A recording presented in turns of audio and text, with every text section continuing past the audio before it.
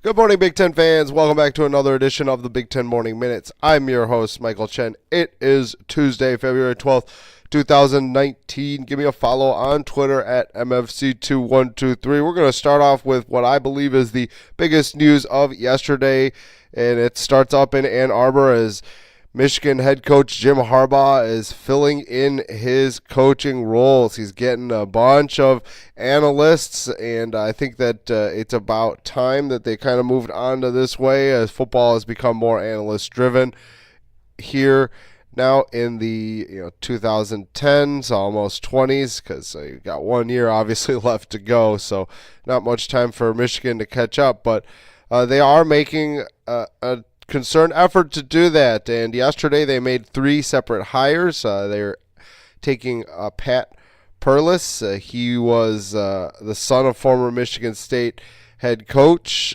George Perlis, and he's going to come in as a analyst and assistant offensive line coach. They're also adding two other analysts as well on the offensive side. They're going to add Steve Kasula. He was the analyst at Ferris State, and then Ashawn Larkins is going to join the staff as well as an analyst. The role is unknown at the current moment, but he was previously a coach at Bethune-Cookman. I'm not a huge fan of these hires. Now, I do like the Perlis hire due to the fact that he has extended experience in college, in the NFL, so I like that one.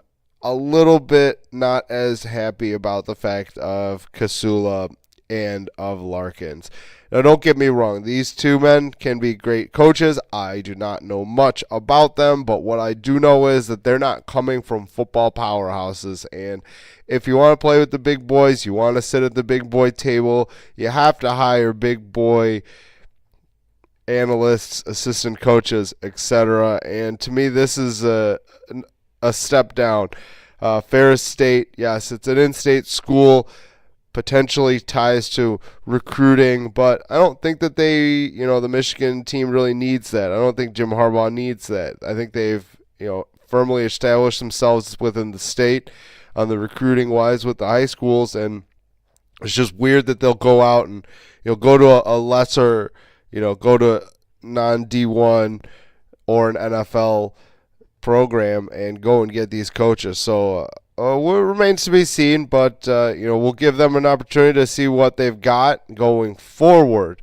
Scott Frost as well made some moves on the coaching staff, although one of them was not his choice, as defensive line coach Mike Dawson is going to be leaving the program to head off to greener pastures in the NFL. However, the rest of the coaching staff is going to be around through 2020, as everybody, literally every other assistant coach along with the strength coach, has signed extensions that's going to run through the end of the calendar year in 2020. So there's some continuity with the program there on the coaching end. So you always like to see that, especially recruits. Recruits love to know that their position coaches and their head coach will be there for the entirety of their stay, whether it's 2 years, 3 years, 4 years, 5 years, 2 years transfer, obviously.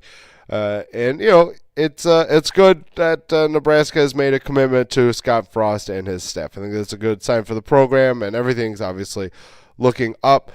As well, they also added a couple players in transfer punter William Pristup. He came from Michigan State, and then they're going to add a walk-on lineman, Garrett Nuss. Rutgers also added a walk-on yesterday, as well as they've added walk-on long snapper Donato Crisanti.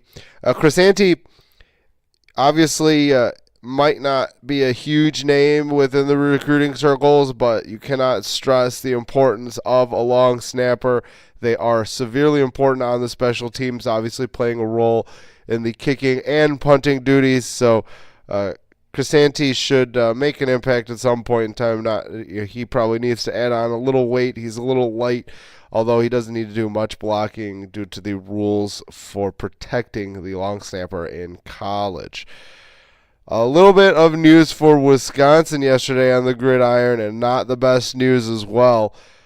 Offensive lineman John Dietzen, he's a redshirt junior, Made 32 starts in the offensive line at both left guard and tackle. He's going to retire from the game. Now, it's understandable. He's had surgery on both of his hips.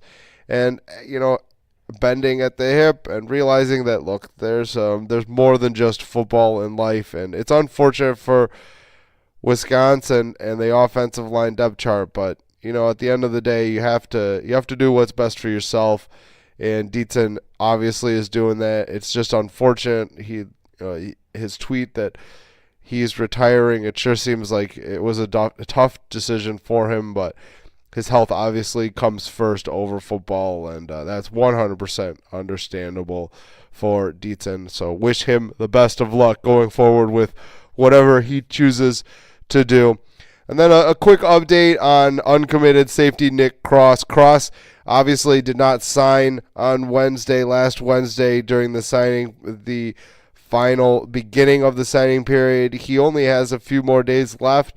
However, there are rumors that he's leaning towards signing with Maryland and Mike Locksley. So, again, we talked about this a few days ago. The potential that he's going to come in, and he's an instant impact type player, and you most likely would see Cross playing early for the Terrapins and Mike Locksley.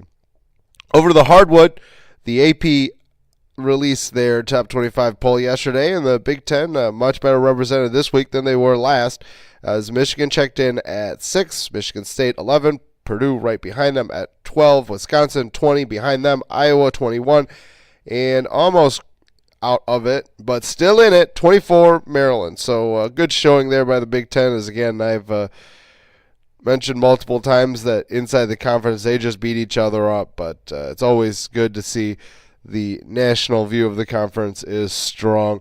Big Ten gave out their weekly awards yesterday, and it went to two Illini players, Ayo Dosunmu and Georgi Bisanavili. Love saying that last name.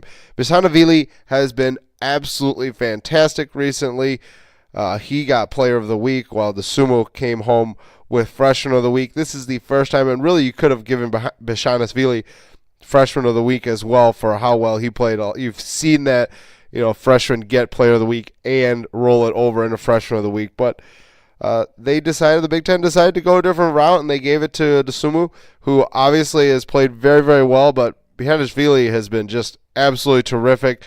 And it's the first time in the history of the Big Ten that the same team with two freshmen are taking home the Player of the Week and Freshman of the Week award. So pretty neat there for the Fighting Illini Hoops team, as Brad Underwood finally has them going in the right direction. Although it took a little while this year, they look like a very tough team to play going forward. And then one note for Michigan State on the injury news, senior forward Kenny Goings should be able to play tonight. He did hurt his elbow in the game on Saturday. However, it is unknown how much he will actually be able to play for Tom Izzo and the Spartans. And that's going to do it for today's edition of the Big Ten Morning Minutes. I've been your host, Michael Chen. It is nasty outside here in the Midwest in Chicago. Freezing rain. There's ice on the streets. There's ice on the sidewalk. So make sure you're careful today. Have a fantastic day, Big Ten fans.